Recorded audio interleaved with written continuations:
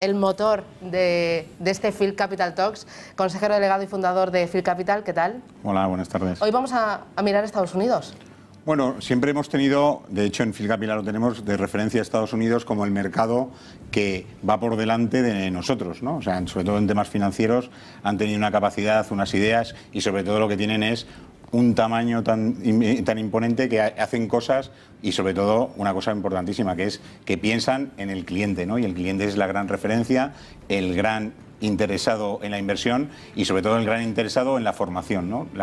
Una de las cosas que diferencian al mercado americano con el español es la formación financiera. El americano que sale de la universidad y que empieza a trabajar, lo primero que piensa es dónde va a invertir sus ahorros. Aquí tenemos una ventaja, hemos tenido históricamente, que es que teníamos la seguridad social, nos daba las ayudas y no había forma de pensar en el ahorro, salvo cuando te faltaban casi 4 o 5 años para jubilarte. Eso ha llevado a que estemos en esta situación en la que, como ha cambiado todo, ahora los jóvenes son los que tienen que empezar a pensar en el ahorro y a lo mejor los mayores no llegan porque son demasiado mayores. Bueno, van un producto u otro producto dependiendo de lo que le interesaba al banco. Claro. Es que en España los agentes de verdad eran agentes bancarios y seguimos teniendo un gran número de agentes, pero son bancarios que además no pueden trabajar con varios bancos, tienen que estar con un banco. Entonces, eso te hace quitarte la independencia. Si tú estás sentado en un banco dependiendo de lo que te pague ese banco por distribuir producto, pues al final te quedas sin conocer lo que hay en el mundo de la inversión, sino exclusivamente en el mundo de ese banco, ¿no? Correcto. O sea, yo creo que el asesor financiero en Estados Unidos es realmente independiente porque lo que hace es... Pero no solo en depósitos. Lo que hemos tenido en España ha sido depósitos estratipados. Es decir, el banco estaba pagando por encima del dinero, dando un extra al cliente por justificar no quebrar su cuenta de resultados. Entonces, ante esa situación, si tú tienes a un inversor que tiene que analizar cuál es o qué activos tiene que invertir y tiene un activo que tiene un extratipo del 2%, pues es que se va a quedar ahí. Y de ahí tenemos nuestra situación actual, que son 800.000 millones en depósitos, que es un poco, no tiene ningún sentido para ningún sitio del mundo. Pero ahora esa situación está cambiando porque... Morgan Asset Management como Invesco se gastan una gran cantidad de dinero en marketing.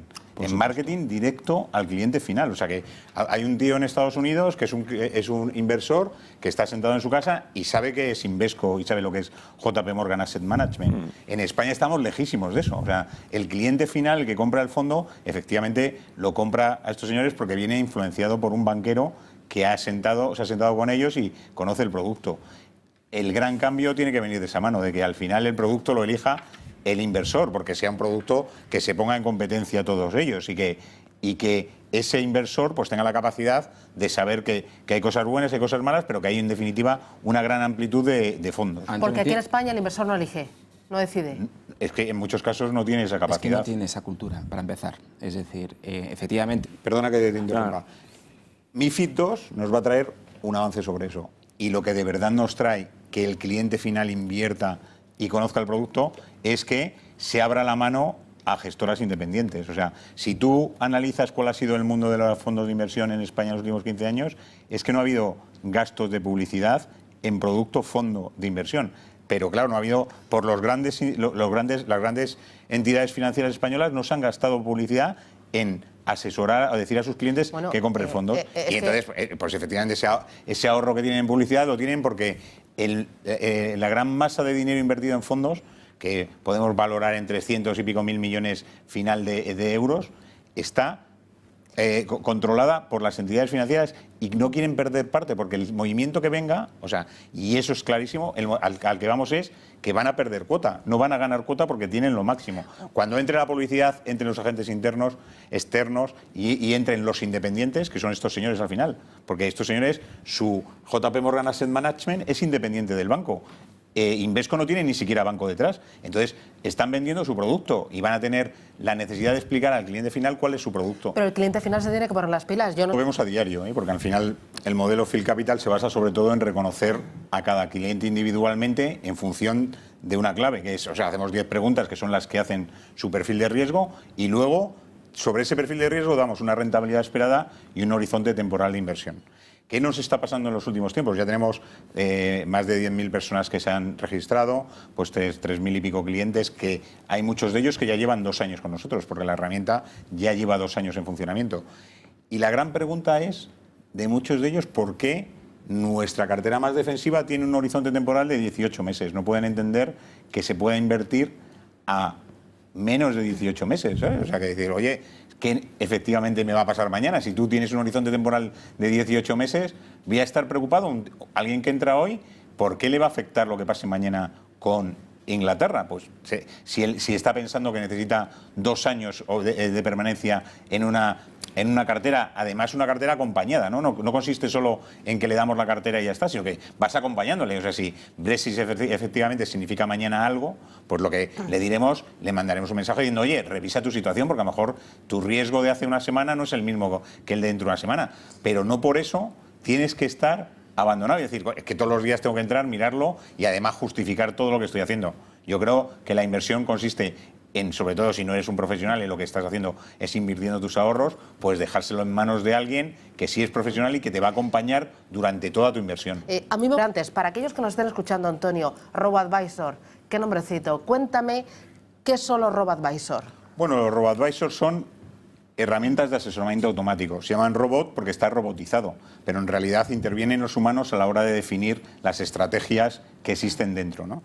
El automatismo viene de la mano de, efectivamente, algo que se inventa Markovich en 1960, que es la teoría moderna de carteras.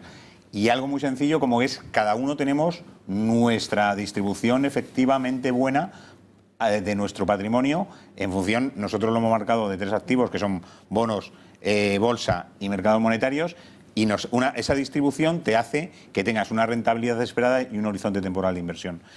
¿Qué hace el sistema y por qué se utiliza RoboAdvisor? En Estados Unidos, al final, el nombre se entiende. Aquí, nosotros lo hemos llamado asesoramiento automático. Al final, la prensa ha superado eso y ha utilizado el llamarlo RoboAdvisor porque parece mucho más sencillo, pero la realidad es que cada uno tenemos una cartera y tenemos que seguir esa cartera, pues no es con cambios diarios, pero que sí con un valor, porque el valor liquidativo de los fondos es diario. Consiste en el asesoramiento automático y la capacidad de que cada uno personalicemos nuestra inversión, con unos objetivos y con una libertad que te da el que tú te diriges a una máquina que te dice cuál es la solución.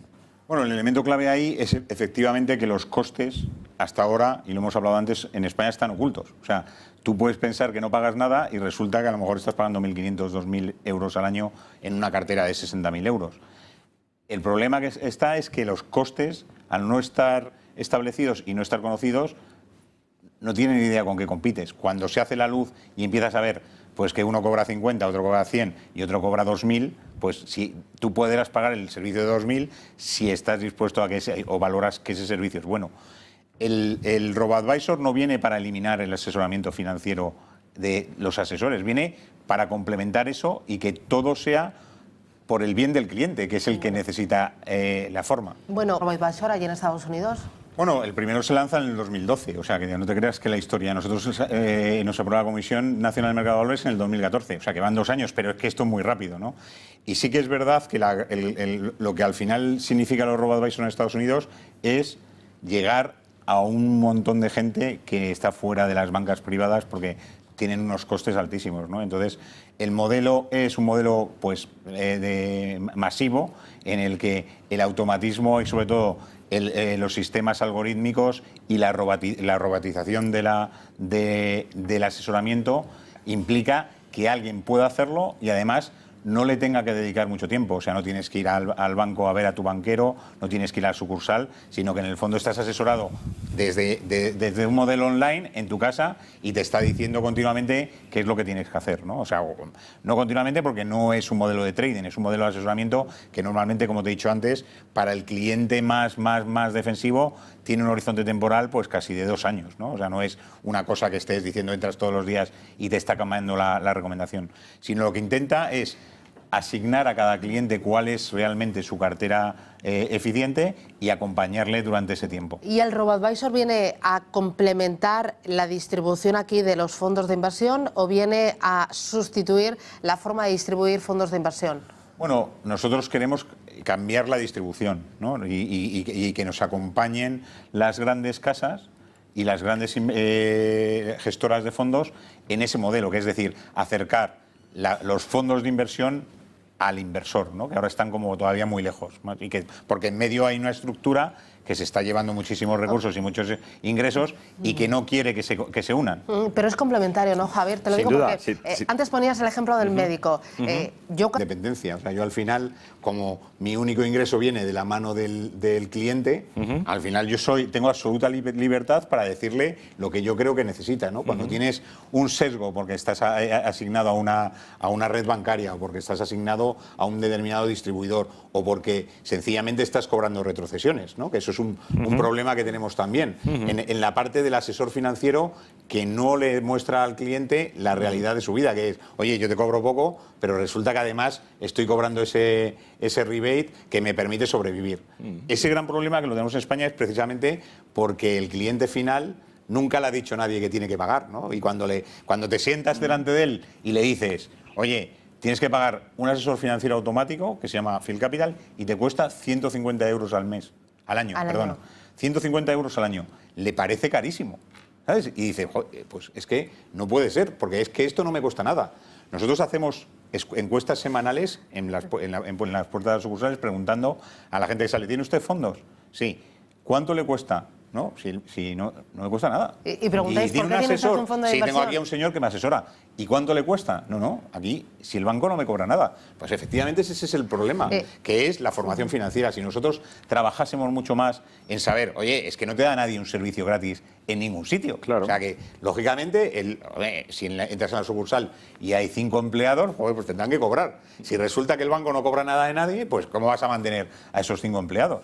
Y más ahora que no tienen otra posibilidad, que el margen de negocio no les da y que tienen que empezar a ver que las comisiones es la única forma de subsistir como banco. Pues, lógicamente, vas a tener que empezar a decir, oye, es que yo cobro esto.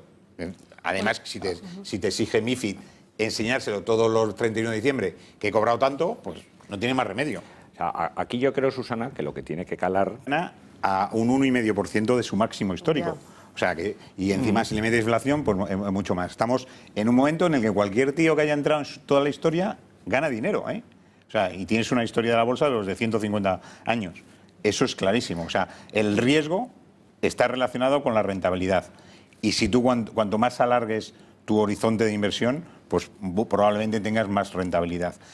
Y eso es lo que hay que hacer y hacer entender a la gente, que es que no tienes que estar encima de tu inversión a diario, que tienes que tener unas señales que te digan cuando tu riesgo puede estar en peligro para además ver si ese riesgo o lo tienes que cambiar o tienes que buscar otro riesgo distinto, pero lo que no puedes es estar todo el día preocupado. Al final estamos en nuevos fondos de inversión, está pasando, estamos viviendo eso gracias a la digitalización. Pero sin necesidad de digitalización.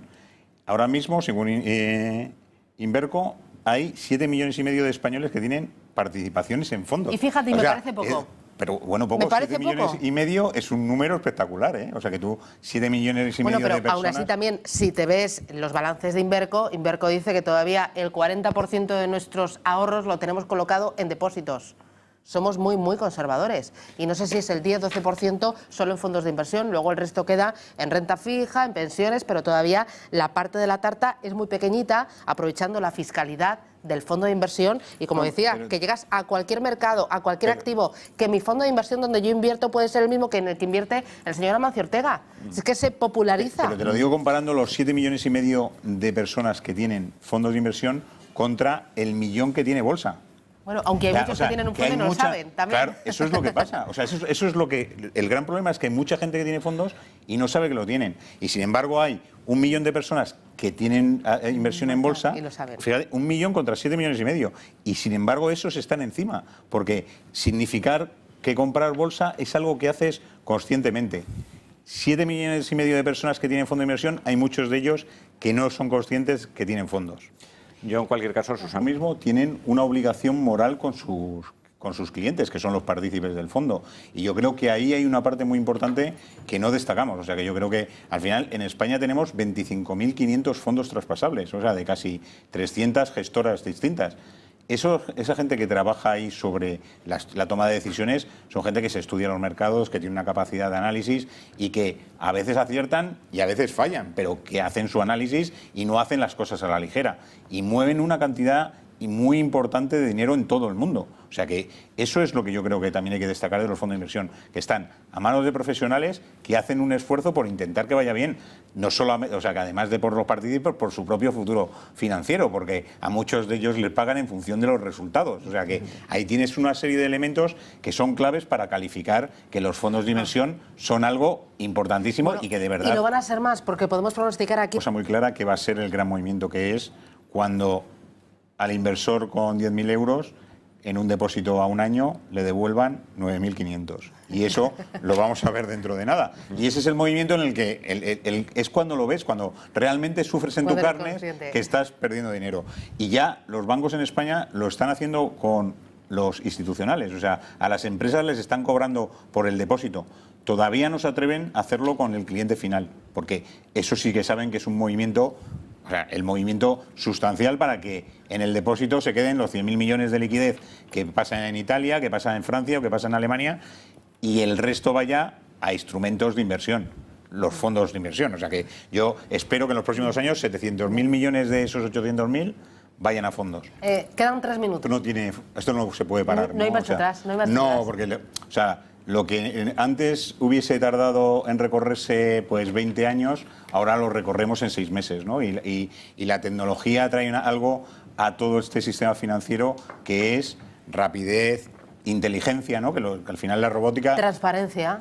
Y sobre todo costes a la baja. O sea, que están metiendo una capacidad de cambio de la industria que solamente los que estamos viviéndolo aquí día a día lo vemos. Porque claro, si o sea, que la experiencia que tenemos o la que tengo yo en el sector financiero en España, que es casi de 25 años, pues cuando yo empecé a trabajar teníamos una pantalla para 10 personas. O sea, y hacíamos también cálculos con Markovich y nos tirábamos 10 días para calcular una cartera eficiente.